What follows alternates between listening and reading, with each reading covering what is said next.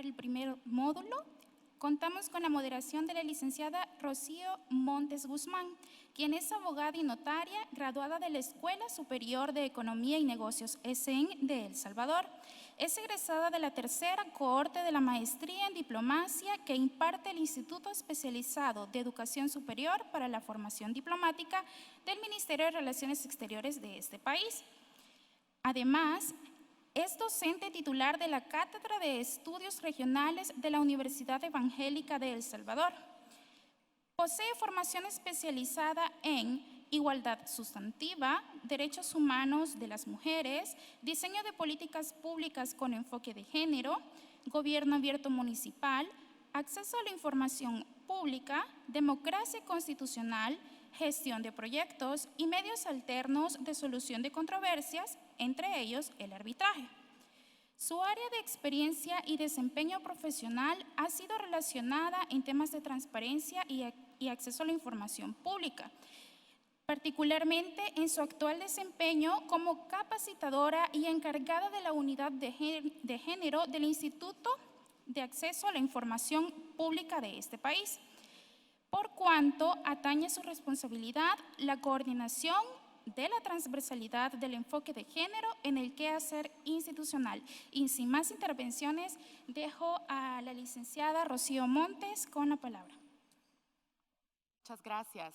Buenas tardes a todos los que nos acompañan en el desarrollo del módulo 1 de la segunda parte del Seminario Internacional, la jurisprudencia interamericana respecto de grupos en condición de vulnerabilidad, el cual será abordado desde la perspectiva de derechos humanos, género e interseccionalidad. No se puede partir de un principio general de neutralidad respecto de la aplicación de los derechos humanos. Es decir, que si existen vulneraciones a derechos humanos, estas no pueden ser entendidas en igual condiciones respecto de los hombres y de las mujeres. Al aplicar entonces el enfoque de género, debemos atender a la interseccionalidad o al análisis de los distintos grados de vulnerabilidad que pueden afectar a las mujeres. Por ejemplo, su condición de niñez, de adolescencia, de migrantes, de solicitantes de asilo, sean mujeres o personas con discapacidad, mujeres indígenas o mujeres afrodescendientes, etc. Para el abordaje de estos temas, cada expositor tendrá 20 minutos. Yo les indicaré por medio de unas tarjetas de colores cuando les falten 3 y 1 minuto respectivamente. Posteriormente, se habilitará un espacio de 20 minutos para que los participantes puedan realizar sus preguntas o sus comentarios de tal manera que podamos generar un intercambio entre los participantes y quienes presidimos esta mesa. En primer lugar, les presento a la doctora Elizabeth Odio Benito, quien es jueza de la Corte Interamericana de Derechos Humanos y quien abordará el tema de la jurisprudencia de la Corte Interamericana de Derechos Humanos respecto de situaciones de violencia contra la mujer y violencia sexual. Gracias. Muy buenas tardes, hola a todas y a todos. Expresarle a ustedes y a todas las autoridades de El Salvador nuestra complacencia y nuestra alegría por estar aquí en estos días y por haber podido compartir con ustedes parte de nuestras inquietudes y de nuestras experiencias en nuestro trabajo en la Corte, que tiene mucho que ver con lo que pasa en nuestros países. Muchas gracias al señor rector, muchas gracias a la señora moderadora y a mi colega don Jorge Randonea por el honor que me hacen de estar conmigo en esta mesa ahora en la tarde. Yo quisiera comenzar diciéndoles o haciéndoles algunas aclaraciones que para mí son importantes. Vean, la primera de ellas es que las mujeres no somos un grupo vulnerable. Las mujeres no somos vulnerables. Si las mujeres fuéramos vulnerables, la maternidad se le habría confiado a los hombres. Se nos confió a nosotras precisamente porque somos mucho más fuertes. Así es que esta historia de la vulnerabilidad, vamos a verla con calma. Las mujeres y los hombres somos igualmente distintos. Tan distinta es una mujer de un hombre como un hombre de una mujer. Somos igualmente distintos. Lo que no somos es igualmente poderosos. El poder está concentrado desde hace muchos siglos y en virtud de esta construcción social llamada patriarcado en manos de los hombres. Por eso es que no somos igualmente poderosas. Y al no ser igualmente poderosas, sufrimos la discriminación, que es la peor, la más grosera, la más grave de las violencias. La Declaración Universal de los Derechos Humanos, que fue del año 48, igual que la Declaración Americana de los Derechos del Hombre, consagra el principio ético fundamental de los derechos humanos en su artículo primero, cuando establece que todos los seres humanos nacemos libres e iguales en dignidad y en derechos. Y ese es el principio cardenal del que nunca deberíamos separarnos. Somos libres e iguales en dignidad y en derechos. Lo que ocurre es que este principio es inmediatamente atacado por la discriminación, que viene de muy diferentes niveles. Pero las mujeres somos discriminadas de inmediato, del momento en que nacemos, incluso en ciertas culturas desde antes.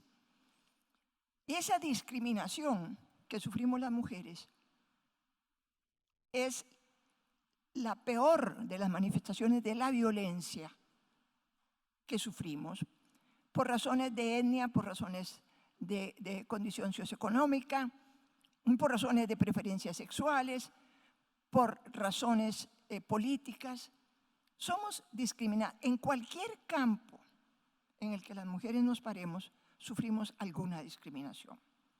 A veces todas las discriminaciones, o a veces sobre algunas de ellas, pero somos discriminadas. Y esa discriminación es lo que hace que las mujeres suframos toda suerte de violencias.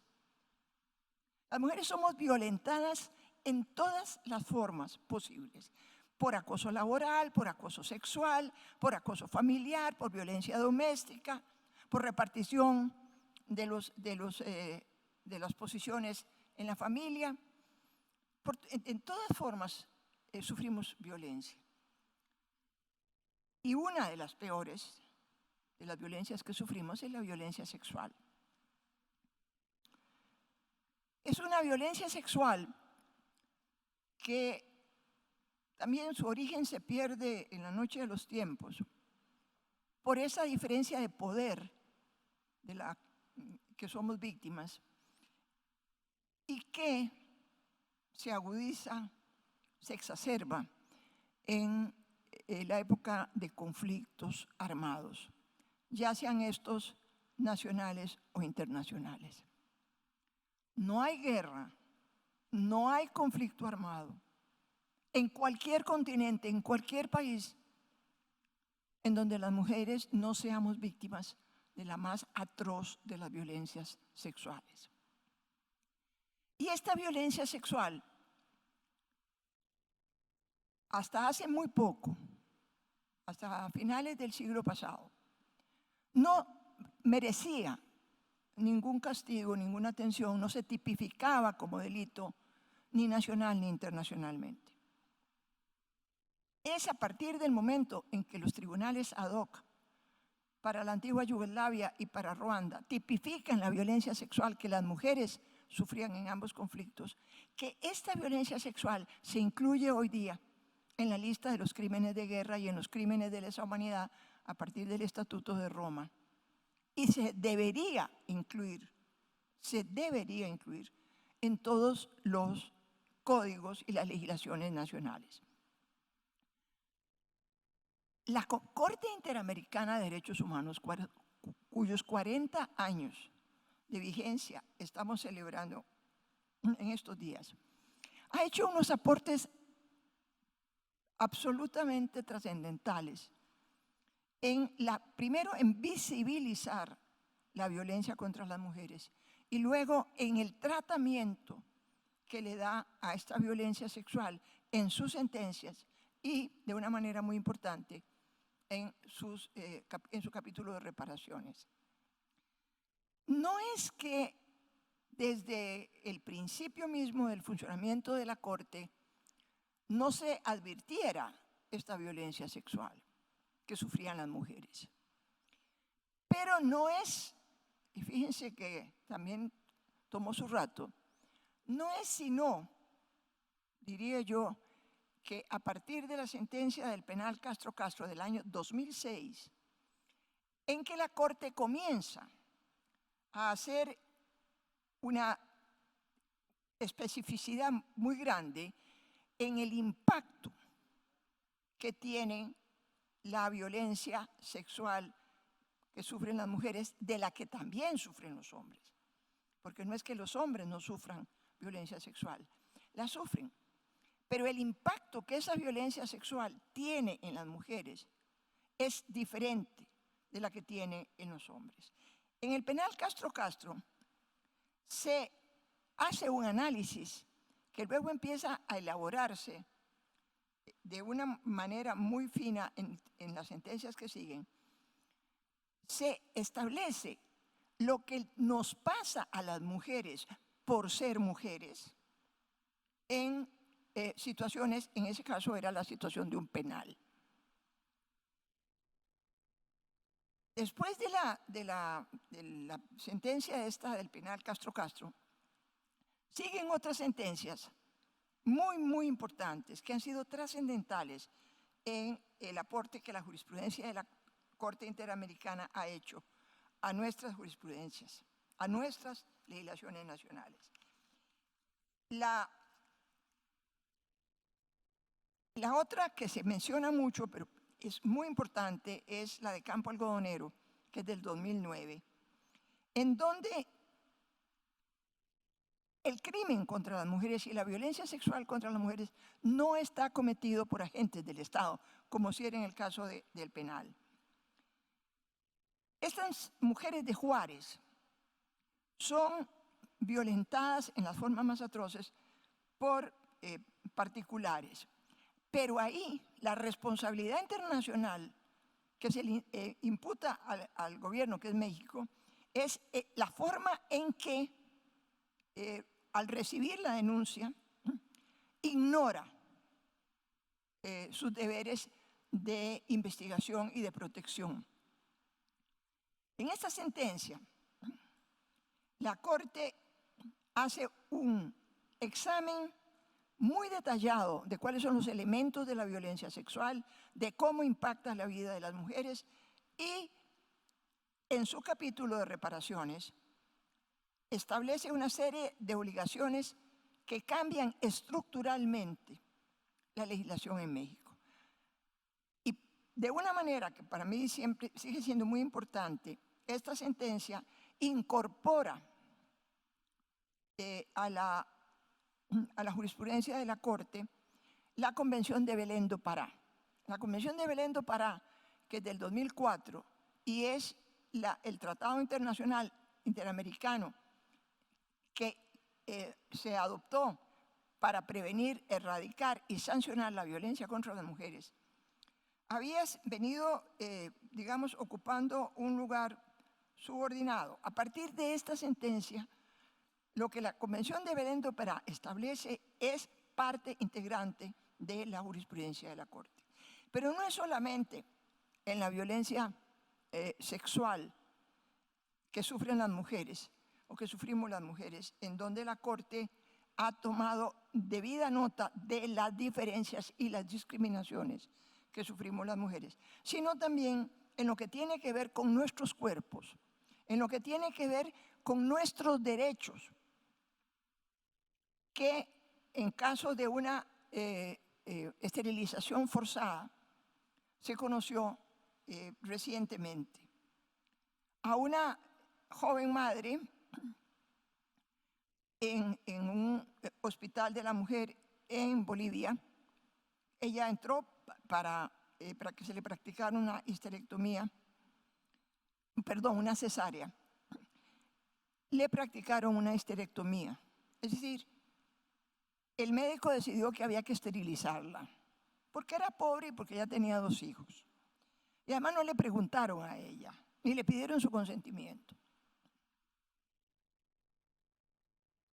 Esta sentencia de la Corte marca también, igual que otras en otros campos, como Tala Rifo contra Chile, en donde la Corte reconoce el derecho de una mujer a su identidad sexual, sin que ello implique que pierda sus derechos como madre.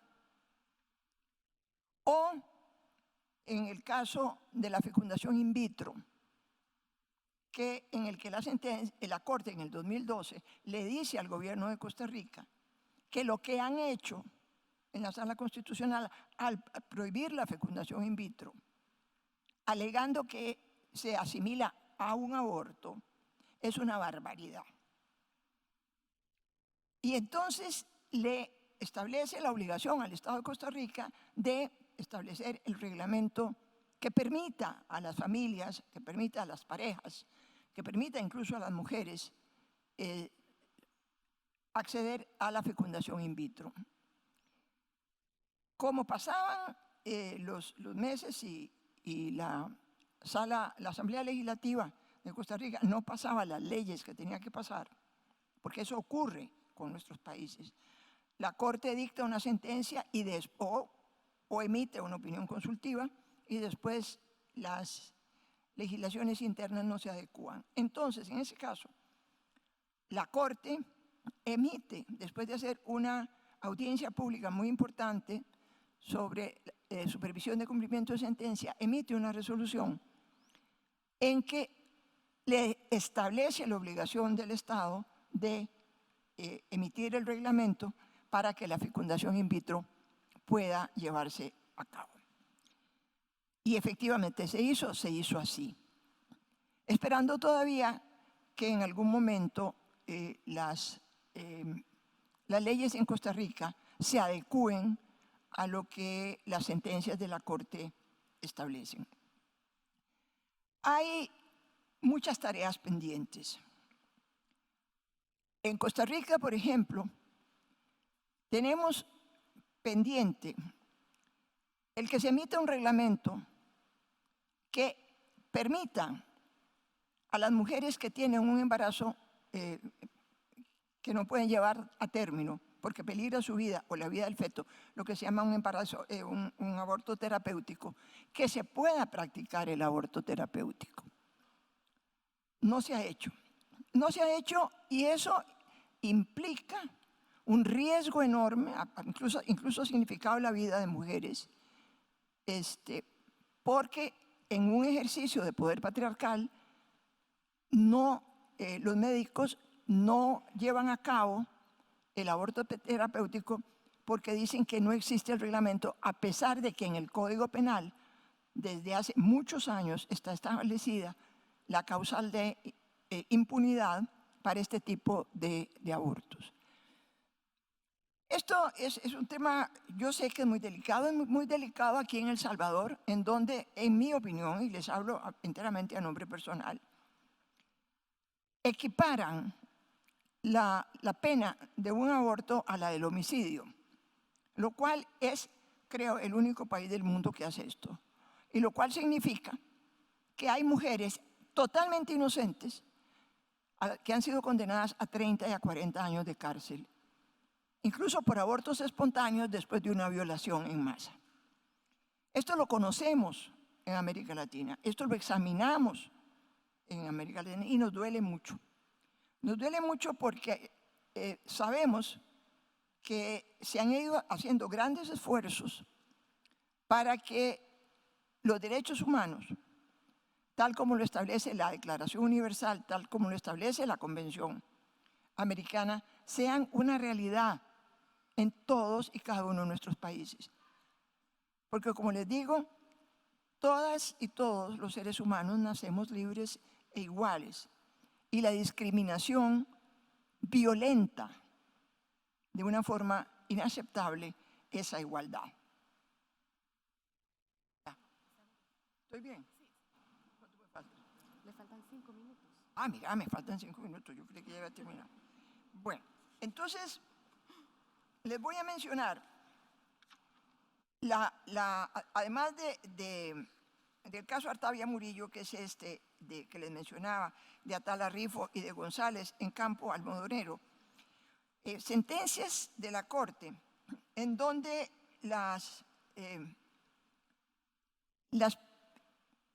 los derechos de las mujeres a su cuerpo y a sus relaciones con sus hijos han sido reconocidas. Una de las últimas, muy importante, fue la del caso Hellman contra Uruguay.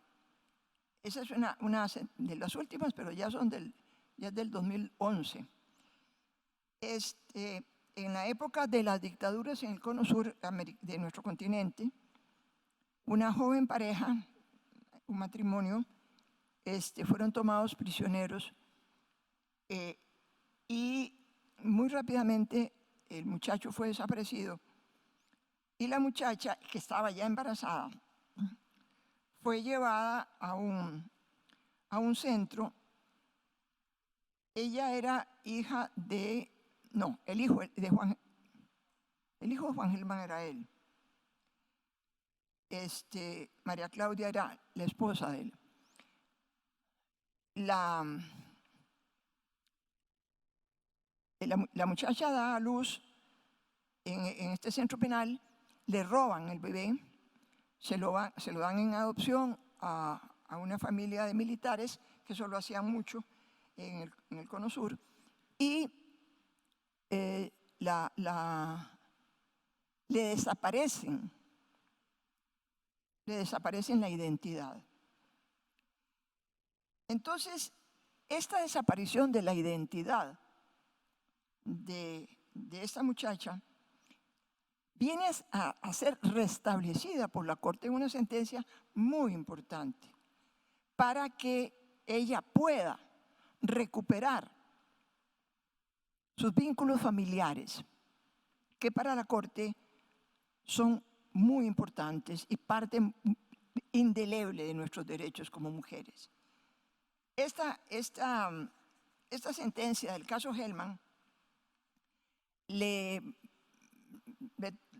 hubo reacciones negativas en Uruguay, porque en Uruguay habían aprobado unas leyes de amnistía que la Corte Interamericana no reconocía. Sin embargo, finalmente los derechos de la muchacha fueron restablecidos y se reconoció la sentencia de la Corte. Hubo también recientemente un caso muy doloroso de una joven, de una niñita, que había sufrido toda suerte de violencia sexual por parte de su padre. Y en el país de origen de esta niña y de su familia, absolvieron al tipo. El caso llegó a la Corte, y en la Corte dictamos una sentencia que también es muy importante, porque reconoce, en este caso, las diferencias, ya no solo de género, sino también de la infancia, de cómo el Estado tiene la obligación de reconocer la obligación que tiene internacional de la protección especial. Ahí sí, porque hay una alta vulnerabilidad. Las niñas y los niños son altamente vulnerables, son altamente susceptibles de ser atropellados por el poder de los adultos. Y en esta sentencia, la Corte hace las diferencias. Ya en otra sentencia anterior, que se trataba no de violencia sexual, sino de una niña a la que se le había infectado del virus del SIDA en un hospital y había sufrido toda suerte de discriminaciones. Se había establecido también esa obligación internacional de los estados a garantizar la protección de los menores. Y termino nada más diciéndoles que en la Corte, las reparaciones que la Corte establece en sus sentencias para que las víctimas reciban el reconocimiento, la indemnización, las garantías de no repetición, todo el capítulo de garantías que la Corte ha establecido en sus sentencias es muy importante. Porque como decía esta mañana una de nuestras panelistas, es a través de estas reparaciones que las víctimas encuentran alguna forma de seguir adelante con sus vidas. Muchas gracias.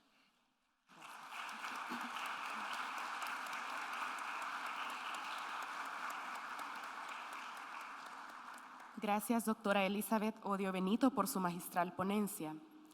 La discriminación histórica que ha sufrido la mujer y cómo esto ha impedido el goce pleno y efectivo de sus derechos humanos ha sido reconocido en el derecho internacional de los derechos humanos y en distintas fuentes de derecho internacional. La perspectiva de género es una herramienta indispensable en la decisión de casos de violaciones a derechos humanos, considerando que los roles estereotípicos de género asignados pueden contribuir a agravar una situación de vulneración de derechos humanos. A continuación, les presento al padre Andreu Oliva de la Esperanza, quien es rector de la Universidad Centroamericana José Simeón Cañas, UCA, una de las principales instituciones de educación superior en El Salvador, caracterizada por su énfasis en el abordaje y tratamiento de los derechos humanos desde un ámbito académico y social. Él nos dirigirá la ponencia Escenario actual de las personas en situación de vulnerabilidad en El Salvador y sus desafíos. Muy buenas tardes, doctora Elizabeth Odio Benito, jueza de la Corte Interamericana de Derechos Humanos, doctor Jorge Randonea, abogado de la Corte Internacional de Derechos Humanos, licenciado Rocío Carolina Montes del IESFORT. Muchas gracias. Se me ha solicitado hablar de las personas en situación de vulnerabilidad en El Salvador y su situación de derechos humanos. De todos los grupos, he escogido dos grupos que por la coyuntura actual que vivimos en el país me parecen que están más desprotegidos y que conviene poner en la palestra su situación. Me refiero a aquellos que están en situación de desplazamiento forzoso y a las personas que están en situación de detención. Me permito llamar la atención de este foro respecto a los mismos, dada la importante magnitud y la difícil situación en la que se encuentran ambos grupos. El desplazamiento forzado es una realidad en El Salvador. Ya estamos, según el Informe Mundial de Desplazamiento Interno, emitido por el Observatorio Internacional de Desplazamiento Interno, entre los 10 primeros países con mayor número de personas en desplazamiento forzado. Y a pesar de ello, esta realidad no es reconocida por el gobierno de El Salvador. La violencia, el control de los barrios por grupos pandilleriles y sus actividades delictivas está generando desplazamiento forzado entre la población y afecta principalmente a la población que vive en condiciones de pobreza multidimensional, que por estas mismas circunstancias son doblemente vulnerables. Los casos de desplazamiento forzado están bien y abundantemente documentados por organizaciones defensoras de derechos humanos y hemos tenido informes anuales de esta situación. También lo ha reconocido la Procuraduría General de los Derechos Humanos.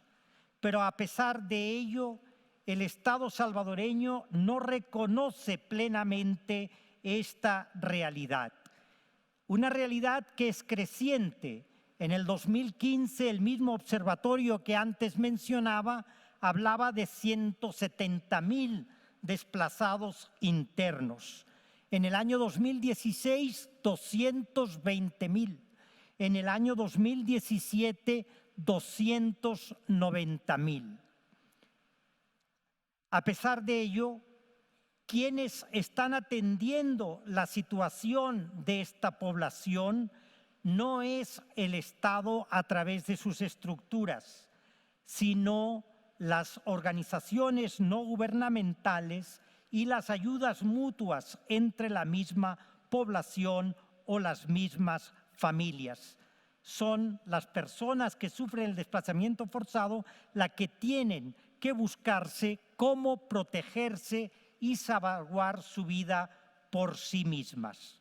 Por otro lado, se dificulta enormemente la búsqueda del estatus de refugiado en otros países, lo cual para nosotros es importante dada la alta concentración de población que tiene el país, lo pequeño que es el país y el amplio control territorial que tienen los distintos grupos que fácilmente ubican a aquellas personas que han cambiado de domicilio forzadamente por el accionar delincuencial de las pandillas.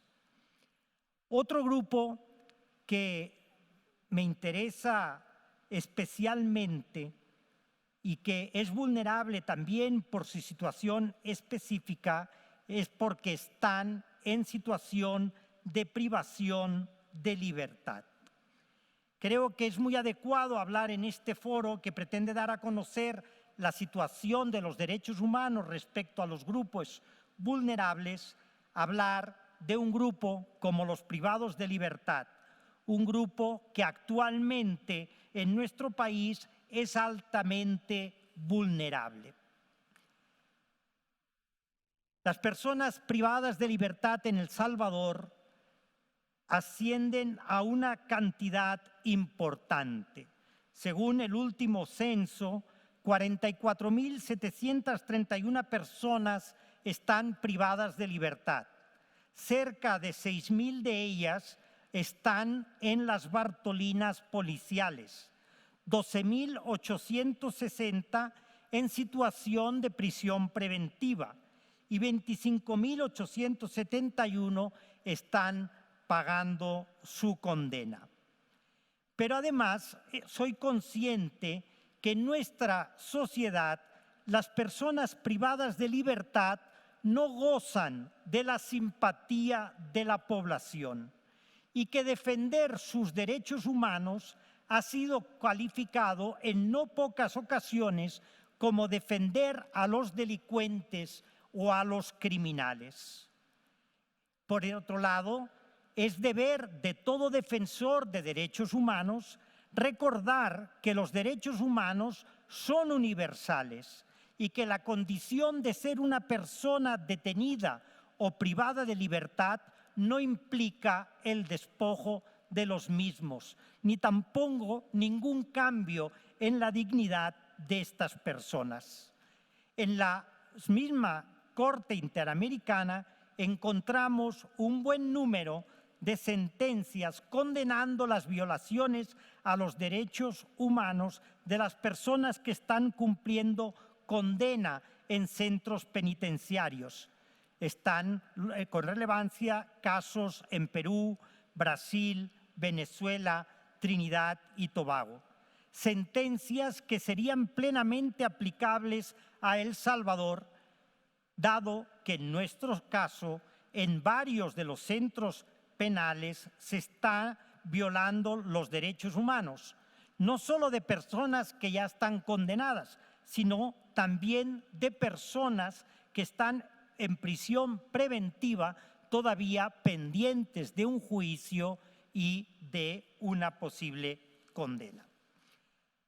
La situación en las Bartolinas de nuestro país, en las que están alrededor de 6,000 personas, es una de las máximas expresiones de la violación a los derechos humanos en nuestro país. Las Bartolinas están diseñadas para tener en custodia en la sede policial a las personas detenidas hasta que pasen a disposición de un juez.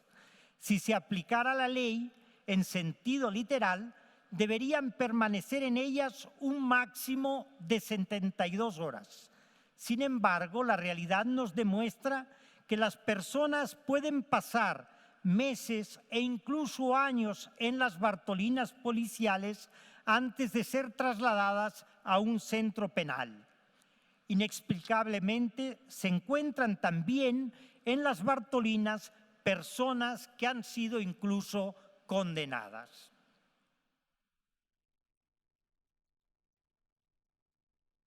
Las Bartolinas no son más que 3 paredes y unos barrotes que delimitan generalmente un espacio de dimensiones reducidas, con un pequeño agujero para que las personas que están ahí puedan hacer sus necesidades básicas. Como no están pensadas para estadías superiores a las 72 horas, no disponen de camas o lugares para descansar ni de un servicio higiénico con baño. Según unas recientes declaraciones del director de la Policía Nacional Civil, en la actualidad hay más de 5.000 personas privadas de libertad ocupando las Bartolinas, cuando su capacidad total es de 1.500 plazas. De acuerdo a estos datos, el hacinamiento es del 336%. Significa que todas estas personas pasan en un espacio sin un servicio básico adecuado, con una limitada entrada de sol o de aire, las 24 horas del día durante semanas, meses y hasta años. Por tanto, puede considerarse que hay una afectación clara a su integridad personal. Durante la estadía en las Bartolinas, dado que no se trata de un centro penal, las familias tienen que hacerse cargo de la alimentación y del cambio de ropa. Dicha situación genera abusos y corrupción por parte de los propios custodios de la PNC. Algunos solo aceptan la comida de una tienda concreta, generalmente cercana a las instalaciones policiales, porque a cambio de ello los custodios obtienen beneficios particulares. Otras veces los propios policías se quedan con la comida, violando el derecho a la alimentación de los detenidos. También queda a discrecionalidad de los custodios la entrega de las mudas de ropa. A mayor abundamiento, las personas que están en las Bartolinas no gozan del derecho a la visita familiar, por lo que en la práctica están incomunicados de sus familiares durante el tiempo que pasan ahí. De igual manera, tampoco se les permite tener comunicación con sus abogados por falta de un espacio adecuado. Lo común es que solo se les permita el acceso al abogado para que les firme el poder, pero no para poder hablar del caso y de la estrategia a seguir en su defensa. Otra situación es la de los centros penales, donde hasta hace muy poco se aplican las medidas extraordinarias que recientemente han sido incorporadas en la legislación penitenciaria ordinaria. Las personas que han tenido acceso a los centros penales donde se han aplicado las medidas extraordinarias relatan que el estado físico de algunos internos es muy similar a las personas que estaban recluidos en los campos de concentración nazis durante la Segunda Guerra Mundial. Esto como consecuencia de la falta de alimentación o de una alimentación que no cumple con los requisitos adecuados tanto en nutrientes como en inocuidad. Reclusión las 24 horas del día y prácticas reiteradas de torturas. Durante el año 2016 aumentó el número de personas que fallecieron en las cárceles, a diferencia del pasado, donde varios privados de libertad fallecían por conflictos entre los mismos reclusos, actualmente la gran mayoría de los fallecidos son por causas naturales. Sin embargo, al analizar esas causas, algunos de ellos fallecen por enfermedades que son curables y que si hubieran recibido asistencia médica oportuna y el tratamiento médico adecuado, no habrían muerto. Estas muertes, por tanto, no son naturales, sino que con todo derecho se puede afirmar que responden al criterio de ejecuciones extrajudiciales, dado que estas personas fueron abandonadas a su suerte al negárseles atención médica e incumplir el Estado el deber de proteger su vida. En el año 2017, el número de fallecidos en las cárceles no aumentó, pero sí aumentaron los casos de desnutrición. De hecho, algunos internos han relatado que han pasado hasta 4 días sin comer porque no se les proporcionaba alimentación alguna en el centro penal. Otras de las consecuencias de las medidas extraordinarias respecto a la afectación de los derechos humanos de los privados de libertad son las siguientes. Traslados forzosos. Algunos internos han sido trasladados a otros penales sin motivo legal alguno y sin ser consultados. Incluso se han utilizado los centros de máxima seguridad destinados a priori para aquellos casos donde la persona supone un grave peligro por su comportamiento dentro del penal, a personas que ni tan siquiera han sido condenadas y solo como pena anticipada por estar acusados de delitos considerados graves. Segundo, suspensión de visitas familiares. Todos los internos que están en los centros penales donde se aplican las medidas extraordinarias no han tenido ningún tipo de comunicación con su familia ni ninguna visita familiar desde el 1 de abril del 2016, lo que suma a la fecha 29 meses de total incomunicación. Viven absolutamente aislados del mundo, sin saber cuál es ni siquiera su situación jurídica. Por otro lado, esto significa padres y madres sin poder ver a sus hijos o compañeras de vida o hijos sin poder ver a sus padres o a sus madres. La ruptura de núcleos familiares y de todo tipo de relación afectiva, imposibilitando el derecho constitucional a la rehabilitación. Tercero, suspensión del traslado para las audiencias judiciales, imposibilitando de esta manera que los imputados puedan estar presentes en cualquier diligencia judicial, salvo en el juicio que, según obligan las medidas extraordinarias, pueden realizarse de forma virtual, lo cual también ha dificultado la celebración de los mismos. Se han ocasionado demoras en los procesos judiciales y en muchos casos el juicio puede estar celebrándose hasta 2 años después de haber tenido lugar la audiencia inicial. Esta situación afecta clara y directamente al derecho de defensa. La comunicación entre el abogado defensor y su defendido es un elemento fundamental para una adecuada defensa y sin esta comunicación no es posible realizar una defensa con todas las garantías a una persona.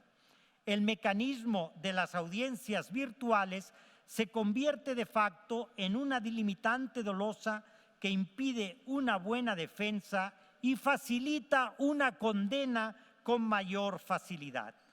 A partir de la entrada en vigor de las medidas extraordinarias, hoy incorporadas a la ley penitenciaria ordinaria, también se exige a los abogados defensores una serie de pruebas de su condición de abogados que excede lo que debe ser normal. Las personas en privación de libertad no pueden salir de sus celdas salvo 1 hora 3 veces por semana, con independencia de si han sido condenadas o están en detención provisional. Si las personas están acusadas o condenadas por su pertenencia a estructuras pandilleriles, no se les permite ni siquiera salir de la celda. Las personas que han estado en estos centros señalan que la práctica de la tortura es habitual.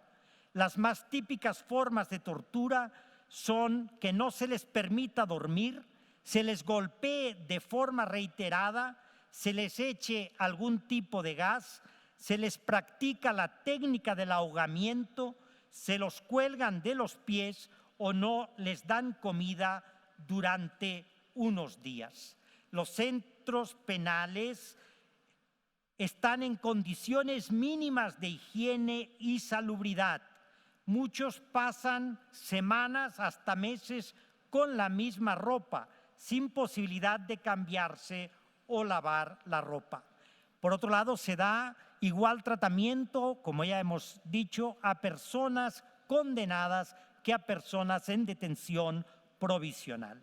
Podemos concluir, por tanto, que los centros penales de El Salvador, y en específico en aquellos que se han aplicado las medidas extraordinarias, que además de la alta población, sobrepoblación, se están violando el derecho a la integridad personal, el derecho de defensa y el derecho constitucional a la rehabilitación. Se está contraviniendo la prohibición universal tanto de la tortura como de otros tratos o penas crueles, inhumanos o degradantes que ha sido condenado por la Corte Interamericana de Derechos Humanos en anteriores ocasiones. Muchas gracias.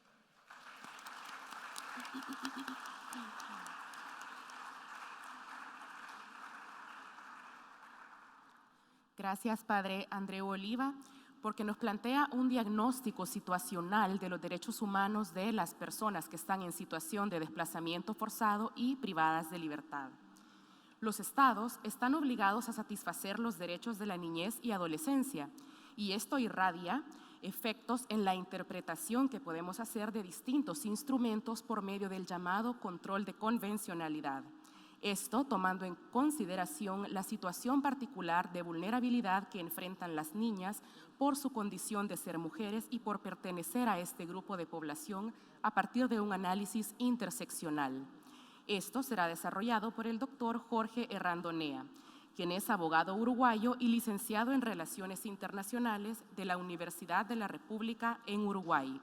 Es máster en Estudios Latinoamericanos del Instituto de Altos Estudios de América Latina, de la Universidad de la Sorbonne Nouvelle de París. Es autor de varias publicaciones y ha participado como conferencista o ponente en seminarios y cursos especializados en diversos temas de derechos humanos en diversos países de la región y en Europa. Trabajó en Colombia con la Agencia de Cooperación Alemana, GIS, como profesor en Derechos Humanos y Derecho Penal en universidades de Colombia, Costa Rica y Ecuador, así como ha sido consultor en varias organizaciones nacionales e internacionales. Actualmente, el doctor se desempeña como abogado coordinador de la Corte Interamericana de Derechos Humanos en San José, Costa Rica. Él nos hablará sobre la jurisprudencia interamericana respecto de niños, niñas y adolescentes. Buenas tardes a todos, a todas, a todos, en particular a mis colegas en la mesa. Muy bien. Me propusieron un tema que es extremadamente amplio para un tiempo muy reducido. Entonces, voy a hacer lo posible para dejarlos satisfechos con una presentación panorámica sobre la jurisprudencia de la Corte en materias de niñas, niños y adolescentes, que ha sido bastante profusa, en particular en los últimos, yo diría, 10 años, ¿no? Muy bien, para llevar a cabo esta charla les propongo que dividir en dos partes la presentación. En una primera parte les hablaría como de forma muy sumaria de unas nociones fundamentales sobre los derechos de infancia que fueron desarrolladas por el derecho internacional de los derechos humanos a lo largo de estos últimos años, estas últimas décadas, se diría. En un segundo momento les hablaría de cómo justamente han sido aplicados los principios desarrollados por el derecho internacional, cómo han sido aplicados concretamente en la jurisprudencia de la Corte a lo largo de sus casos contenciosos, de sus opiniones consultivas y de algunas medidas provisionales. Empecemos. En primer término, yo creo que no son ajenos al hecho de que el derecho de infancia ha tenido un cambio fundamental hace unos 30 años que fue augurado por la adopción de la Convención Internacional sobre los Derechos del Niño. Esto es como muy básico, pero a partir de la adopción de ese instrumento se cambia completamente de paradigma en la percepción de los derechos de las niñas, niños y adolescentes, y se pasa de una concepción que vendría a ser, hoy en día podremos decir arcaica, ¿no? Que está representada por la llamada doctrina de la situación irregular de los niños, o de las niñas y los niños, hacia, ¿no? se hace un tránsito hacia un nuevo paradigma, que es el que está representado por la doctrina de la protección integral de las niñas y niños. Aclaro, de paso, que la Convención sobre Derechos del Niño, la Convención Internacional sobre Derechos del Niño, es el instrumento internacional más ratificado del mundo. Es decir, no hay otro instrumento internacional que sea tan ratificado como ese instrumento. Es decir, hay un solo país en el mundo que no lo ratificó, que es Estados Unidos, pero el resto de los países en el mundo ratificaron ese instrumento. Incluso el Vaticano lo ratificó. Es decir, imagínense si habrá sido ratificado. Entonces, ¿qué es lo que implica eso? Digo, más allá del tránsito de un sistema en el cual el niño era percibido, la niña y el niño eran percibidos como un objeto de protección, ¿no? Hacia una concepción en la cual los niños son titulares de derechos, ¿no? Independientes y autónomos. Eso implica muchísimas cosas, ¿no? Y eso se plasma, en particular en la Convención sobre Derechos del Niño, a través de principios fundamentales, ¿no? Que son varios. Esos principios, después, ahora vamos a ver que han sido retomados, obviamente, por la jurisprudencia de la Corte a lo largo de su historia, son el interés superior de la niña y del niño, el principio de autonomía progresiva, el principio de no discriminación, el principio de participación y también el principio de respeto al derecho a la vida y a la supervivencia y al desarrollo de las niñas y niños. Y todo eso, y ahí sí no voy a incurrir más en lo que ya fue profusamente desarrollado por mis colegas, todo eso manteniendo siempre a la hora de analizar cada una de las situaciones una perspectiva de género que es fundamental, ¿no? Otro detalle, cada uno de estos principios no son compartimentos estancos unos de los otros. Cada uno de estos principios están interrelacionados. Es decir, si se menoscaba uno de esos principios, de alguna manera yo estoy contribuyendo a que se menoscabe el cumplimiento de otro de los principios, ¿no? Es decir, si uno de esos principios se cumple, al contrario, yo estoy favoreciendo que de forma virtuosa se estén también cumpliendo con los otros principios. Bien, esto me lleva, es decir, esto es esencialmente esquemático, esencialmente básico, pero era para ubicarlos un poquito de cómo voy a desarrollar ahora lo de la jurisprudencia de la Corte. Es decir, vamos a ver cómo la Corte Interamericana, el sistema interamericano, ha analizado cada uno de esos principios en su jurisprudencia, ¿no? como ustedes saben, el principal instrumento internacional que es utilizado por el Tribunal Interamericano a la hora de analizar la responsabilidad internacional de los Estados es la Convención Americana sobre Derechos Humanos. La Convención Interamericana sobre Derechos Humanos, lo primero que hay que decir es que es un instrumento de los años 60, es decir, que es un instrumento que fue elaborado en la época justamente del paradigma anterior, el paradigma arcaico, en el cual el niño era un incapaz, un objeto era un objeto de protección que debía ser tutelado por el Estado. Sin perjuicio de lo anterior, la Corte ha sido fundamental en justamente actualizar esa concepción de un instrumento que fue fabricado en el marco de un paradigma que es completamente diferente al que se aplica hoy, ¿no? La Convención Americana tiene únicamente 3 artículos que se refieren a niñas y niños. El primer artículo es en el artículo 4 sobre derecho a la vida, que prohíbe la aplicación de la pena de muerte a las niñas y niños. Ese artículo jamás ha sido aplicado por la jurisprudencia de la Corte hasta el momento. Nunca ha sido analizado como tal. Después hay otro artículo también, que es el artículo 5, que habla de la integridad personal de las personas, perdón por la redundancia, y se refiere específicamente a la necesidad del artículo 5.5 de separar justamente a los reclusos, a las personas privadas de libertad, cuando algunas de ellas son menores de edad, tienen que estar separadas de los adultos, ¿no? Fundamental, el tercer artículo que se refiere a niñas y niños es el artículo 19 de nuestra convención, que específicamente se refiere, bueno, primero se llama derechos del niño, ¿no?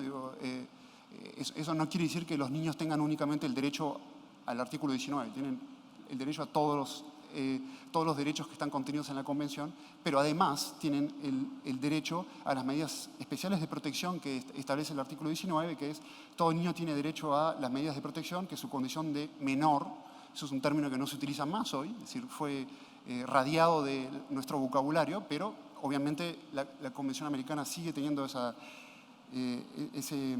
tipo de términos, que su condición de niños, vendríamos a decir, o de niñas y niños, requieren por parte de su familia, está destinado a la familia, a la sociedad y al Estado, ¿no? Es el único artículo que se refiere a, que está dirigido no únicamente a una obligación, a un derecho que apela a una obligación del Estado, sino también de otros actores, ¿no? Digo, de la familia y de la sociedad. ¿Cómo ha hecho la Corte? Sigo en las partes muy general, estoy yendo rápido, pero espero que me vayan siguiendo. ¿Cómo ha hecho la Corte para justamente adaptar de un sistema en el cual el niño era como una concepción que fue retomada por la Convención Americana en los años 60, o que la Convención surgió en ese ámbito, en el cual el niño era como una especie de oso panda, ¿no? Que había que proteger, a la concepción de el niño o la niña o el niño, como un titular de derechos, ¿no? Pues la Corte ha utilizado un mecanismo que utiliza en su jurisprudencia no únicamente en lo que se refiere a niñas y niños, pero también a otro tipo de poblaciones, otro tipo de sujetos de derecho que requieren en un momento determinado una especificidad en la aplicación del derecho. Por ejemplo, las personas que puedan estar en situación de discapacidad, o los miembros de grupos indígenas, de pueblos indígenas, etc. ¿Qué es lo que ha efectuado la Corte y efectúa frecuentemente? Utiliza el corpus juris internacional, es decir, el conjunto de los tratados internacionales y de las normas que puedan existir sobre una temática en particular, sobre un tipo de población en particular, para poder darle contenido a los derechos que están establecidos en la Convención Americana. Es decir, el derecho a la vida, obviamente, que está en el artículo 4, no se refiere únicamente a los adultos, también se refiere a los niños. Pero ese artículo 4, cuando yo lo interpreto y se trata de un niño, tengo que tomar en cuenta todo el derecho internacional que se refiere a la infancia, y que me permite entender las particularidades del derecho a la vida de las niñas y niños. Y a la hora de hacer la subsunción al caso concreto, yo voy a tener que tomar en cuenta ese cuerpo jurídico, ¿no? Gracias a eso, la Corte ha permitido a la Convención Americana evolucionar y adaptarse, y hoy en día estar en fase completamente con lo que es la doctrina de la protección integral de la infancia, ¿no? De las niñas y niños. Entonces, resumo, los derechos que están contenidos en la Convención Americana y en los instrumentos interamericanos son tanto para los adultos, todos los derechos, como para los niños. Simplemente cuando se trata de niños hay que tomar en cuenta su situación particular y el derecho internacional sobre que especifica cada uno de esos derechos y adaptarlo a ese tipo de población a la hora de interpretarlo. Y a su vez, tienen un derecho, los estados tienen una obligación adicional, que es la que está contenida en el artículo 19, que se refiere a medidas específicas de protección para las niñas y niños, ¿no? Que ese artículo no está destinado a los adultos, está destinado, los beneficiarios de ese artículo son los niños, o las niñas y niños. Perfecto. Una cosa que se me ha olvidado de comentarles es quiénes son las niñas y niños, ¿no? Bueno, la jurisprudencia de la Corte Interamericana ha establecido claramente que las niñas y niños son todas las personas que tienen menos de 18 años, ¿no? Sin perjuicio de ello, por ejemplo, en la opinión consultiva 21, establece que eso tiene una salvedad, es que cuando la ley interna establece la mayoría de edad, en ese caso el juez internacional tendría que, o el tratado internacional debe entenderse que ahí lo que prima, siempre y cuando no se menoscabe los derechos de las niñas y niños, ahí primaría lo que es la apreciación nacional, ¿no? Y eso es para las niñas y niños. Y los adolescentes, obviamente, la jurisprudencia es clara en establecer que son todas las personas que están entre los 12 y los 18 años de edad, ¿no? Con respecto a los principios, entonces, vamos a ver, ahora sí entramos a la parte específica, cómo ha analizado la Corte Interamericana en estos 8 minutos, 9 minutos que me quedan, cómo ha analizado la Corte Interamericana cada uno de esos principios, ¿no? En su jurisprudencia. Empecemos por el interés superior del niño, o el interés superior de la niña. ¿Qué es lo que implica ese principio? Que cuando las autoridades de un Estado deben tomar una medida en particular que afecte a una niña o a un niño, ¿no? Lo que debe primar es justamente debe tomar la decisión que afecte lo menos posible los derechos de la niña y el niño. Es decir, yo voy a tomar una decisión que concierne a una niña o un niño y tengo varias posibilidades, varias formas de actuar con respecto a esa situación que tengo que resolver. Bueno, yo tengo que optar por la acción que sea menos perjudicial para los derechos de la niña y el niño. Ese es el principio. En eso consiste, a grandes líneas, el principio del interés superior de la niña y del niño. La Corte Interamericana nunca la ha definido como tal, ¿no? Pero hay que entenderlo de acuerdo un poco a lo que ha sido entendido por el derecho internacional de los derechos humanos en otros instrumentos, ¿no? Se trata de un principio rector. Ese principio rector ha sido aplicado en varios casos. Ya en la opinión consultiva del año 17, del año 2002, que yo creo que es la primera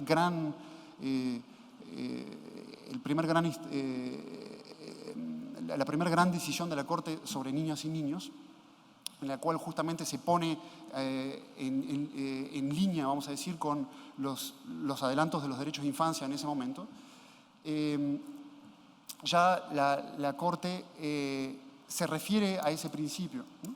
Más tarde, en el año 2005, en el caso Gini y Bocicos, en un caso contra la República Dominicana, también, y se refiere a la prevalencia del interés superior que correspondería a la necesidad de satisfacer todos los derechos y la interpretación de todos los demás derechos de la Convención para los niños, ¿no? Es como muy vago todavía, pero de a poquito se van anclando ese tipo de conceptos.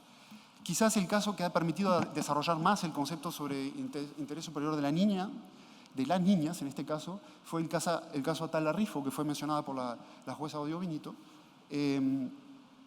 Y ya les contó en qué consistía el caso. Bueno, aquí era un caso de una adopción, ¿no? De 3 niñas por parte de una madre que se fue a vivir con su pareja del mismo sexo, ¿no? A la hora de otorgar la guardia, la guardia de las niñas, la Corte Suprema de Chile, eso es lo que determinó la Corte, aplicó de forma discriminatoria un estereotipo contra la orientación sexual de la madre, y de alguna manera lo que la Corte analizó justamente es ahí cómo operaba el tema del interés superior. Es decir, porque la Corte Suprema de Chile dejaba entender en algún momento que en realidad lo que estaba primando el interés superior del niño porque era para protegerlo, de las niñas, mejor dicho, en este caso eran 3, para protegerlas de estar sometidas a la situación de tener que vivir con una madre que era homosexual, ¿no? Y de alguna manera Chile estaba utilizando de forma completamente errónea el concepto de interés superior de la niña para justamente aplicar una discriminación por razones de orientación sexual. Y la Corte un poco se lo señala la Corte, en la sentencia le dice, no, esto no es el interés superior de la niña. Es decir, esto lo que simplemente es una manifestación externa de sus prejuicios y de una discriminación que está basada por motivos de orientación sexual, ¿no? Entonces yo les recomiendo mucho también, en ese caso, también leerlo por este motivo, no únicamente por el que mencionó la jueza Odio Benito. Bien, voy avanzando, porque tenía mucho más sobre interés superior, pero si no, no me va a dar el tiempo de abordar los otros principios.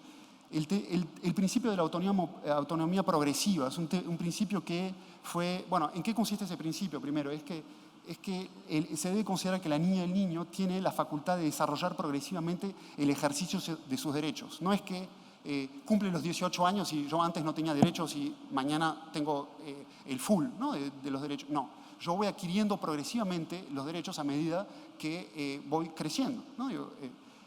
Eso es bastante obvio, pero antes no lo era tanto, ¿no? Antes de la Convención sobre Derechos del Niño, por lo menos no desde el punto de vista jurídico.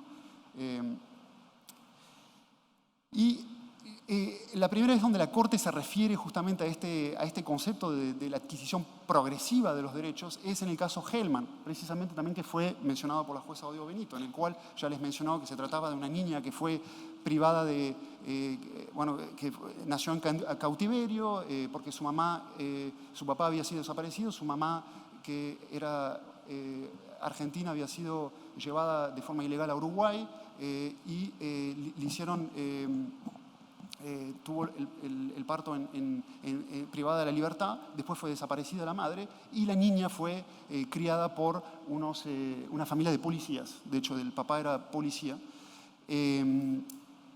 y se le privó de eso lo vamos a ver después, si tenemos el tiempo de hablar del derecho a la identidad de los niños, se le privó justamente de su derecho a la identidad. Y lo que la Corte analizó en ese caso justamente es cómo operaba el tema de los derechos de esa niña recién al nacer, ¿no? Y en particular el derecho al desarrollo, el derecho a la libertad personal, ¿no? Era razonable pensar que un niño recién nacido, por el mero hecho de nacer en libertad, se le estaba privando de su libertad, por el mero hecho, de haber nacido con su mamá privada de la libertad. Esa persona ¿está privada de libertad ab inicio? Es una pregunta que contesta la Corte de una forma bastante interesante, y utiliza, entre otros, el principio justamente de la autonomía progresiva. El principio de la adquisición de los derechos de forma progresiva. Entonces,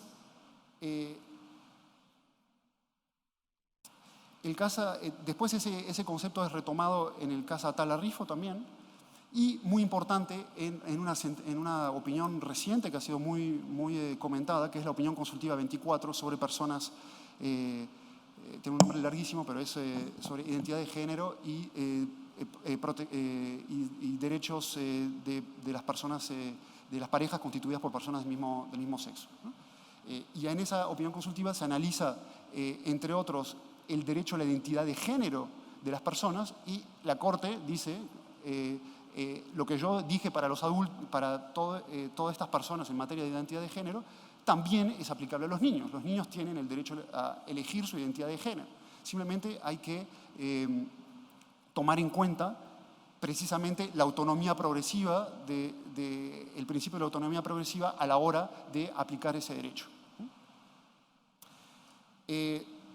Con respecto al principio de no discriminación, ya me queda un minuto y voy a pedir una tolerancia quizás de 2 minutos más porque estoy hablando mucho. Y obviamente el principio de no discriminación la Corte lo ha analizado en varios casos, pero en sus dos vertientes, es decir, en la prohibición de aplicar un trato diferente que sea discriminatorio, pero también en la obligación de los estados de implementar políticas positivas, ¿no?, para evitar la discriminación por impacto.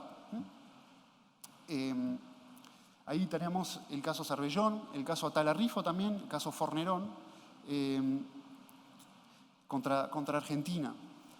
Muy importante el tema de la participación.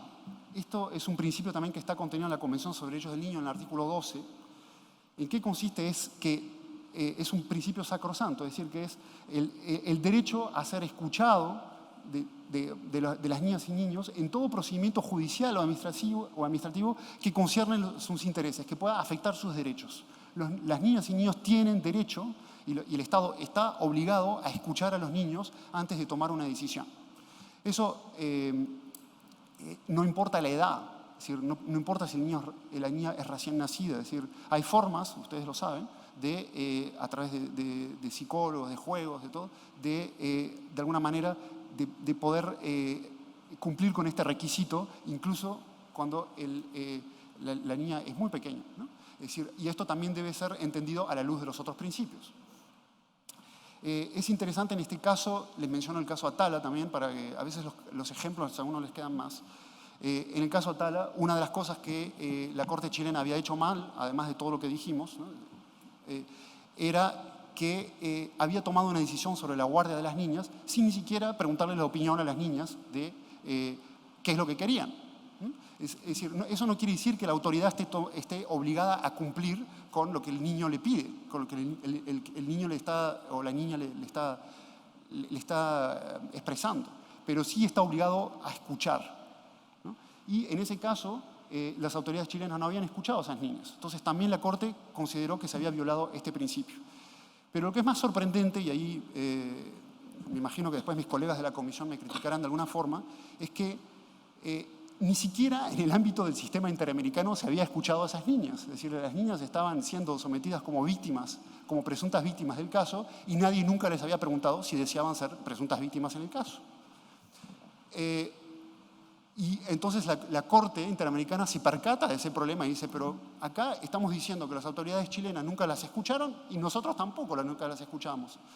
Yo recuerdo que en ese momento, no es nada secreto, es público, está en los escritos, hubo un debate y la Corte decidió recabar la opinión de las niñas antes de tomar una decisión, ¿no? Y recuerdo que envió una delegación de la Corte para escuchar a las niñas sobre su parecer en cuanto a si deseaban ser víctimas o no en el caso. Ya se me acabó el tiempo. Les comento así muy alto, a vuelo de pájaro, que la Corte tiene muchísimas sentencias que se refieren a derecho a la libertad personal de los niños, el derecho de familia, el tema de la importancia de favorecer el núcleo familiar y cómo eso impacta en los derechos de los niños. Ahí tenemos, en la opinión consultiva 17 ya se empezaba a plantear, pero tenemos casos como Atala, como Hellman, decisiones más recientes, por ejemplo, como la opinión consultiva 21 sobre niños migrantes. La Corte se ha referido profusamente a las medidas de protección de los niños, qué tipo de medidas de protección tenían que ser tomadas, en qué casos y cómo, a los tipos de penas a los niños privados de la libertad, es decir, cómo es que tienen a las niñas y niños que están privados de la libertad, cuáles son los requerimientos básicos para estar confinados. Y ahí yo creo que está muy en armonía con lo que decía el anterior ponente. En el plazo, y muy importante, el derecho al plazo razonable en los procesos de guardia de los niños. Hay varias sentencias que se refieren, y medidas provisionales que se refieren a esas temáticas. el debido proceso que involucra a situaciones en las cuales los niños son partes en los procedimientos, el derecho a la identidad de género, ya les mencioné, el derecho a la nacionalidad, el derecho a no ser reclutado de los niños, hay un caso muy interesante contra Paraguay, y muy importante, el último caso que hubo sobre derechos de los niños, que es el caso BRP, cuáles son las medidas que tiene que tomar un Estado a la hora de investigar un abuso sexual, en este caso a una niña de 9 años, ¿no? Digo, cuáles son las medidas básicas que tiene que tomar el Estado para justamente no afectar todos los principios que yo le mencioné. Ya no me acaba el tiempo, hay mucho más que contarles, pero espero que este panorama genérico les haya resultado interesante. Gracias.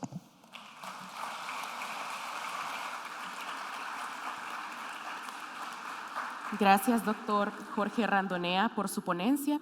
Previo a aperturar el espacio para preguntas y respuestas, me voy a referir de manera muy sintética a los puntos que han sido abordados por los panelistas de esta mesa. El padre Andreu Oliva nos ha situado en el contexto en el que nos ubicamos en El Salvador respecto del desplazamiento forzado causado por un contexto de violencia generalizada, a partir del análisis de factores como la pobreza multidimensional, y ha hecho referencia a que este es un fenómeno que viene en ascenso a partir del año 2015 y siguientes. Ahora, yo lanzo una pregunta, porque si a nivel internacional nosotros hablamos de feminización de la migración internacional, ¿no será que también en El Salvador nos enfrentamos a un contexto de feminización del desplazamiento forzado? ¿Y de qué manera la violencia generalizada afecta particularmente a las mujeres? Principalmente cuando vemos temas de pandillas, cómo la violencia pandilleril afecta de manera particular los derechos humanos de las mujeres, cuando estas son vistas como objetos sexuales o cuando son reclutadas para ser esclavas sexuales o para servir en tareas domésticas o tareas de cuidado. Otro elemento que ha mencionado el padre Andreu Oliva es la situación de detención o de las personas que se encuentran privadas de libertad. Nos ha contextualizado en cuanto a las graves violaciones a derechos humanos que se cometen contra esta población, particularmente la condición de hacinamientos y respeto a los plazos de detención, las condiciones en las que se encuentran y vulneraciones a sus derechos a la salud, a la alimentación, que vulneran o afectan de manera específica a este grupo de población. Luego, la doctora Elizabeth Odio Benito nos ha comentado sobre el Sistema Universal de Protección de Derechos Humanos y el Sistema Interamericano de Protección de Derechos Humanos, que tiene como principio que la humanidad es libre e igual en dignidad y derechos. Sin embargo, ella se ha referido al sistema patriarcal y cómo este genera discriminación o afectación particular a las condiciones de las mujeres. Hay distintos tipos de violencia y la doctora se ha referido de manera muy profunda al fenómeno de la violencia sexual y la que ocurre particularmente en contextos de conflicto armado y, por qué no decirlo, en El Salvador, en contextos de violencia generalizada. La doctora ha mencionado que la Corte ha visibilizado la violencia contra las mujeres y también se le ha dado tratamiento a partir de su capítulo en la parte de reparaciones. Es a partir del año 2006 que se hace un análisis de género o un análisis diferenciado de cómo afecta la violencia sexual a la vida de las mujeres. Finalmente, el doctor Jorge Randonea nos ha mencionado las nociones fundamentales de la infancia y cómo estas nociones son aplicadas en la jurisprudencia de la Corte Interamericana de Derechos Humanos. Se ha referido a instrumentos específicos de protección como la Convención de Derechos del Niño, que ve a los niños como sujetos de derechos o como titulares de derecho y no como objetos de protección. Él ha mencionado algunos principios que orientan la interpretación de la jurisprudencia de la Corte Interamericana, como el interés superior, la no discriminación, la participación, el derecho a la vida y el desarrollo y la autonomía progresiva. Con esta breve recopilación de lo que ha sido mencionado, entonces damos paso al espacio de preguntas y respuestas. Indicar, por favor, con su mano alzada y una persona del IESFORD o de la Cancillería se acercará a sus lugares. Por acá tenemos 2 intervenciones.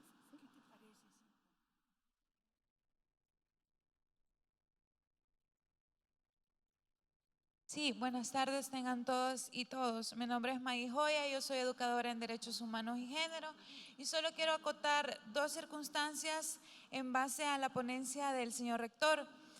Creo que la mayoría de personas en El Salvador, cuando escuchamos el término derechos humanos de personas privadas de libertad, eso genera pues un poco de apatía, de ruido, y no nos genera pues un clima así como muy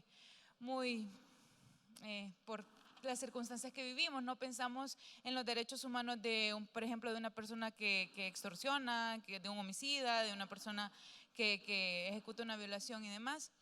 Pero quiero abonar a esta discusión una población que está completamente invisibilizada, que son las niñas y adolescentes privadas de libertad.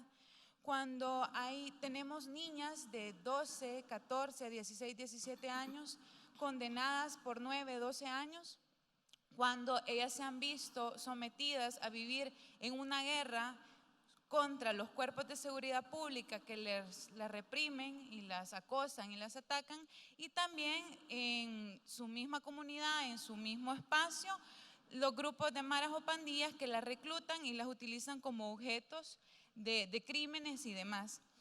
Estas niñas, al llegar a los centros de internamiento, bueno, al centro de internamiento que hay en El Salvador, se ven sometidas a realizar prácticas o favores sexuales a cambio de una soda, de un churrito o de una sopa instantánea. Esa es la realidad de las niñas y adolescentes privadas de libertad. Así que yo solo quiero hacer el comentario que cuando pensemos en población que está en estado de cárcel, no solo veamos las imágenes que tenemos de los medios de comunicación, sino que vayamos más allá a las poblaciones que no aparecen en los medios de comunicación, que viven en sectores de hacinamiento, con niveles nutricionales muy bajos y con los únicos programas de resocialización que les ofrecen, que son corte, confección, cocina, cosmetología. Esas no son oportunidades de desarrollo. Al contrario, esos centros se vuelven escuelas de adoctrinamiento de otros delitos para niñas que en su mayoría de casos no han sido sujetas de un delito, han sido objetos y han sido únicamente manipuladas para poder servirles a otras estructuras más grandes, nada más. Muchas gracias. Teníamos una intervención acá en medio y pedirles por favor que la pregunta sea planteada de manera sintética. Buenas tardes, mi nombre es Martín Alfaro. La pregunta va encaminada a la jueza de la Corte Interamericana. ¿Considera usted que los estados que penalizan el aborto y que no han permitido al menos 3 causales para poder practicarlo, resulta discriminatorio para la mujer y de igual forma atentatorio contra los derechos consagrados en la Convención Americana sobre Derechos Humanos, específicamente el artículo 4 que protege el derecho a la vida e igual el artículo 5 de la integridad personal? De igual forma, el artículo 7 en relación con el artículo 11 de la Convención Americana sobre Derechos Humanos, que están protegiendo el derecho a la autonomía de decidir sobre su propio cuerpo y a la vida privada. Gracias. ¿Una intervención más? Por acá teníamos una pregunta.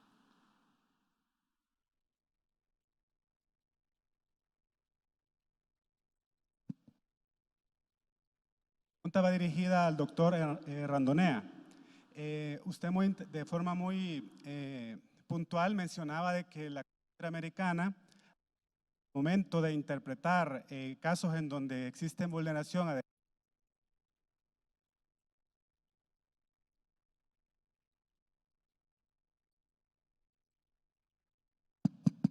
cuando existe vulneración a derechos de la niñez, la Corte Interamericana ha buscado hacer una interpretación bajo el corpus juris de ese tema particular, específico. Entonces, en este caso, podemos remitirnos a la Convención de Derechos del Niño. Entonces, mi pregunta va enfocada en el sentido de que este tipo de convenciones, la ratificación por parte de los estados, implica el que incluso países de distintas condiciones lo hayan ratificado. Y eso a la vez implica compromiso para los países para que su legislación secundaria cumpla con esas especificaciones y esos requerimientos, ¿verdad? Por parte, y que sea una obligación estatal cumplirlo dentro de sus sociedades. Pero al momento de que se comienza a poner en práctica o la legislación determinada empieza a ser aplicada, se observa que en muchas ocasiones esos derechos sobrepasan las posibilidades propias de los estados, dada tantas circunstancias como corrupción, dado aspectos de poca inversión privada y pública y demás, ¿no? Y poca intención en cultural de hacer los cambios que estos instrumentos ameritan. Entonces mi pregunta es cómo la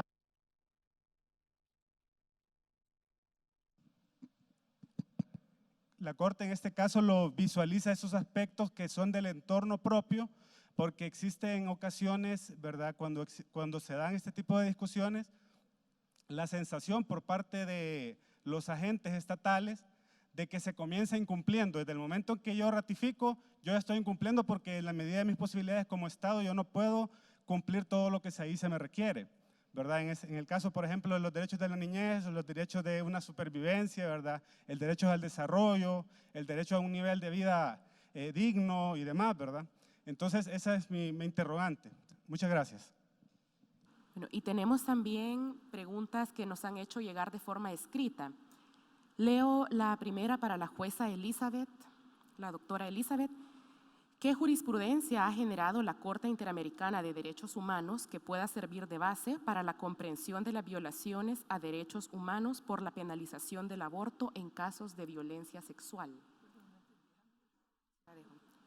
Tenemos otra pregunta para el doctor Jorge Randonea. La ley de identidad de género aprobada en Argentina atentó contra el principio de autonomía progresiva. De ser así, los padres o el representante del niño podrían iniciar un juicio en la Corte Interamericana.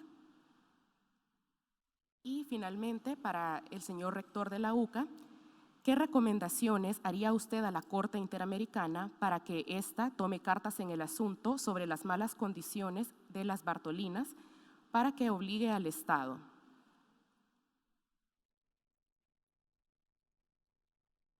Con eso entonces podemos iniciar esta primera ronda de respuestas.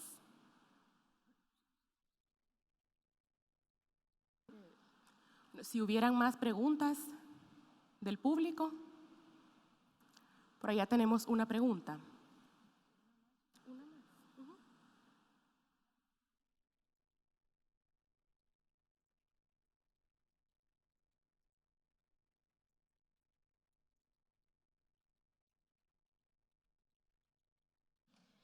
Buenas tardes a todos y a todas.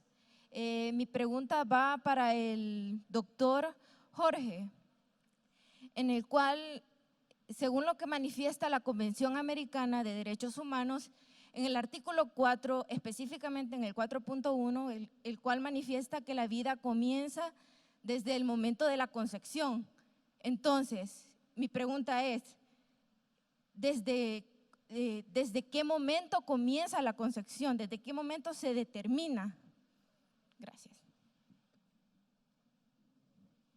Doctora, ¿le parece si iniciamos con usted las respuestas?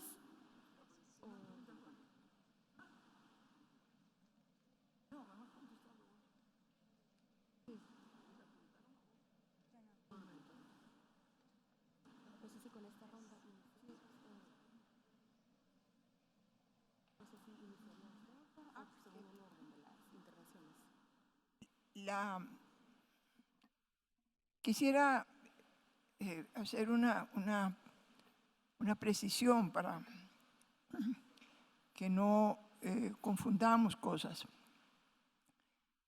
En los países de la comunidad internacional, en donde existen leyes que despenalizan el aborto, hay dos categorías fundamentales. Primero, veamos claramente que nadie está autorizando, y mucho menos obligando, a abortos.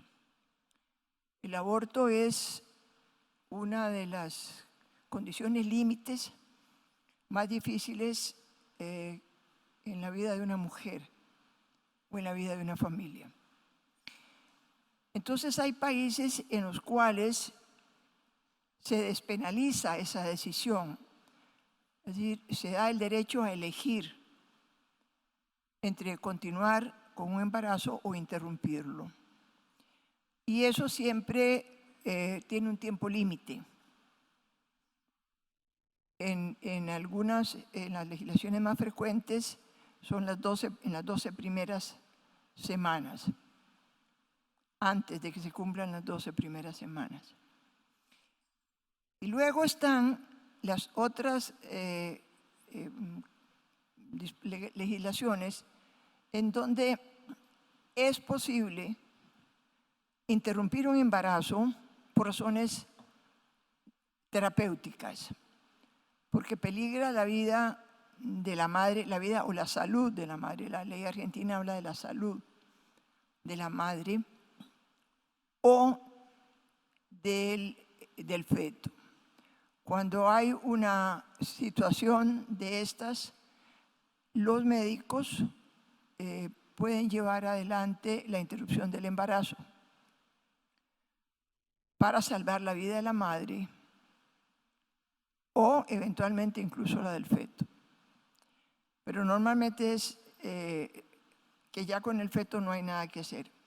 Cuando estas leyes no existen, lo que ocurre es que se obliga a la mujer a que lleve por 9 meses un embarazo inviable, incluso a veces de un feto que está muerto, con lo cual, y yo conozco el caso concreto en Costa Rica, se provoca una septicemia que hace que la mujer muera. Las decisiones de esta naturaleza las toman médicos junto con la mujer o la familia. Entonces, repito, no es un problema del derecho a la vida en los términos en que creo que se me planteó. Es la decisión, el autorizar a una mujer a que tome una decisión que nunca es fácil, que normalmente causa muchos traumas, pero que por diferentes razones se puede tomar. Por ejemplo, yo lo vi en Europa con las mujeres que eran violadas en el conflicto de la antigua Yugoslavia y que como consecuencia de esas violaciones, que generalmente eran violaciones en pandillas o en grupos, o violaciones que se producían en casas a donde se lleva a las mujeres para ser violadas, resultaban embarazadas. De esas mujeres, yo conocí los casos en que abortaban, o algo que para mí era todavía más doloroso, que las liberaban de estas casas embarazadas, pero ya en un momento en que no se podía llevar a cabo el aborto, y entonces tenían la criatura y la mataban o la abandonaban en los campos. Todas estas situaciones límites tienen que ver con la violencia sexual que se ha cometido y se sigue cometiendo contra las mujeres sin que haya de parte de los estados, de parte de las legislaciones, las protecciones que debe haber. Entonces, el planteamiento mío personal es que se diseñen políticas públicas que tomen en cuenta las diferentes circunstancias y faciliten a las mujeres, que normalmente son las mujeres en condición de pobreza. Porque aquí, en este país, en mi país y en todos los países del mundo que yo conozco, las mujeres que tienen recursos abortan si quieren abortar. Porque tienen cómo pagar un aborto en condiciones seguras en su propio país o en algún país vecino. Y eso siempre ha sido así. Y lo peor que podemos hacer es meter la cabeza como los avestruces o revestirnos de hipocresías. ¿Qué otra cosa me habían preguntado? Sí, lo del aborto. ¿Eso era? Ok.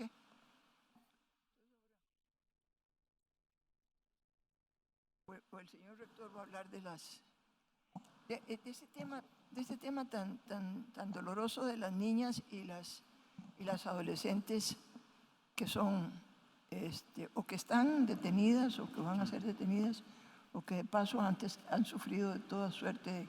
Y una cosa que mencionaba la compañera que habló ahí atrás, que cuando las detienen las llevan a centros donde creen que enseñarles a coser y a hacer macramé. Como parte de la... Sí, les va a resolver su problema de vida. Sí, bueno, yo creo que la intervención pues, ciertamente fue muy apropiada y enriquece la parte de la presentación que yo he hecho, ¿verdad? Yo creo que en la sociedad tenemos algo que requiere ser cambiado, ¿verdad? O sea, cuando se trata de personas que vemos pues, que son de alguna manera inocentes, entonces sí sentimos hacia esas personas empatía y consideramos que esas personas merecen que sus derechos sean respetados, lo cual es correcto. Pero también, si consideramos que los derechos humanos son universales y que la dignidad de la persona es permanente, inalienable, también a las personas, aunque hayan cometido las más grandes atrocidades, debemos respetar sus derechos, ¿no? Porque si no, nos convertimos exactamente en lo mismo que han hecho esas personas, ¿verdad? Cometemos las atrocidades hacia personas que lo único que justifica que cometamos esas atrocidades es que también han cometido un delito o han cometido un crimen, ¿verdad? Entonces, en una sociedad avanzada y desarrollada donde el ojo por ojo, el diente por diente ya no vale, es al revés, es parte del proceso de rehabilitación, si es que es posible, es actuar bien y con respeto hacia las personas que hayan podido cometer determinados crímenes, ¿no? Yo creo que ciertamente no podemos permitir ningún tipo de violación de los derechos humanos contra nadie, o sea, contra ninguna persona. Y en la medida que lo permitamos contra alguna persona, un día nosotros podemos ser víctimas de esa violación de los derechos humanos también, ¿verdad? Por eso tenemos que ser bien enfáticos y radicales en la defensa de los derechos humanos. Y ciertamente, pues, en los centros donde están privados de libertad niños y niñas, la situación es también muy tremenda, ¿verdad? Y profundamente dañina para estas personas. Aprovecho para la pregunta que se me hacía por escrito, es ¿qué recomienda a la Corte Interamericana de Derechos Humanos? Bueno, más bien es al revés, ¿verdad? Aquí me estaba recomendando la doctora Odio. ¿Qué deberíamos hacer en El Salvador para evitar o para tratar de cambiar esta situación, ¿no? ¿Cómo deberíamos pedir medidas a la Comisión Interamericana de Derechos Humanos, presentar los casos, incluso que llegara hasta la Corte Interamericana para que pudieran haber pues una resolución de su parte? Y de hecho, si uno ve las resoluciones de la Corte Interamericana en el tema de centros penales, siempre es muy clara, ¿verdad?, a condenar a los estados que violan los derechos humanos independientemente del crimen que hayan cometido las personas que están privadas de libertad. Gracias. Y finalmente el doctor Jorge Randonea. Tengo 3 preguntas. Voy a ser muy breve. La primera pregunta, la última pregunta, mejor, que es la más fácil de contestar, sobre qué se debe interpretar por concepción. Bueno, esa es muy sencilla de contestar porque estaba chequeando lo que dijo la Corte en el caso de contra Costa Rica, que la jueza Odio Benito les mencionó hoy. La Corte ha sido clara en entender que el término concepción debería ser interpretado como lo que tiene lugar desde el momento en que el embrión se implanta en el útero, ¿no? Entonces, antes no hay concepción, de acuerdo a lo que dijo la Corte Interamericana en esa sentencia, y después sí. Entonces, esa creo es la pregunta que se me había hecho. Segunda pregunta, que también es sencilla de contestar, sobre la de Argentina, de la Ley de Identidad de Género aprobada en Argentina. Yo creo que hay un error acá en esta pregunta, porque precisamente la Ley de Identidad de Género en Argentina es la ley más avanzada sobre derecho a la identidad de género, pero además específicamente la ley tiene una disposición sobre la identidad de género de los niños y cuál es el procedimiento para los niños, para las niñas y niños. Y el procedimiento es que ellos tienen el mismo derecho que los adultos La única diferencia es que si los padres de las niñas y niños están en desacuerdo con la voluntad que ellos manifiestan, ¿no?, de cambiar, o mejor dicho, de que se adecúe su identidad de género en los registros, en sus documentos de identidad, de acuerdo a su autopercepción, y si sus padres no están de acuerdo, en ese caso lo que ocurre es que ahí interviene un juez para un poco dirimir la problemática que se plantea. Esa es la forma que encontraron los argentinos para tomar en cuenta justamente ese principio de la autonomía progresiva. Entonces yo creo que en este caso no se violenta ese principio, al contrario.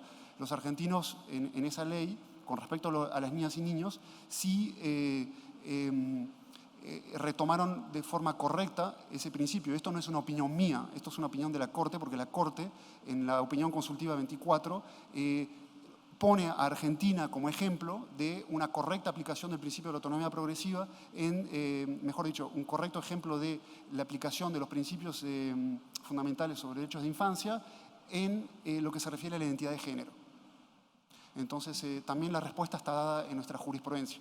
Entonces, no veo por qué los padres podrían acudir, en todos casos, por un disfuncionamiento de este mecanismo. De repente, si no funciona como está previsto en la ley, obviamente siempre pueden venir a la Corte después de agotar los recursos internos. Y por último, la pregunta sobre las situaciones, las posibilidades que tiene un país materialmente de cumplir con los derechos humanos, ¿no? También es sencillo de contestar porque la Corte básicamente dijo, no importan las condiciones de un país, siempre los estados tienen que cumplir con los derechos humanos. Eso se lo dijo a cualquier estado que planteó, no importa las condiciones que tuviera, se lo dijo a Haití en dos casos, uno sobre condiciones carcelarias, otro sobre tratos en una comisaría. Y además, yo les hago una reflexión, es decir, realmente, primero, digo, ¿por qué es relevante que sea más caro respetar los derechos humanos, ¿no? Digo, de las niñas y niños, pero de otras personas también, ¿no? Y segundo, ¿es realmente más caro respetar los derechos humanos? Es decir, los que, por ejemplo, que estaban mencionando acá sobre personas privadas de la libertad, ¿no? Que uno puede decir, las cárceles que están sobrepobladas, ¿no?, donde hay hacinamiento, cuesta más barato al Estado, ¿no? Pero sobre todo lo que cuesta caro al Estado es tener personas privadas de la libertad sin condena. Entonces, si los Estados hicieran su trabajo y no tuvieran el 70% de la población carcelaria ocupadas por personas que están sin condena, es decir, no tendrán que estar presas a personas porque son inocentes hasta que no son declaradas culpables por medio de una condena en firme, ¿no? En ese caso no tendrán que estar preocupándose por construir más cárceles, etc., ¿no? Entonces, también hay que tener una reflexión en ese sentido, incluso cuando uno tiene una impresión a prima facie de que en el tema carcelario, por ejemplo, es más barato violar los derechos humanos que no hacerlo, ¿no? En fin, de todas formas, más allá de estas consideraciones, la Corte Interamericana ha sido clara. No importan las condiciones de un país, los derechos humanos establecidos en la Convención Americana tienen que ser respetados por los estados, ¿no? Porque a eso se comprometieron los estados al firmar y ratificar los instrumentos internacionales. Eso. Gracias. Bueno, agradecemos por su atención. Vamos a tomar 5 minutos de receso previo a la instalación de la siguiente mesa que desarrollará el módulo 2 de la segunda parte de este seminario. Gracias por su atención.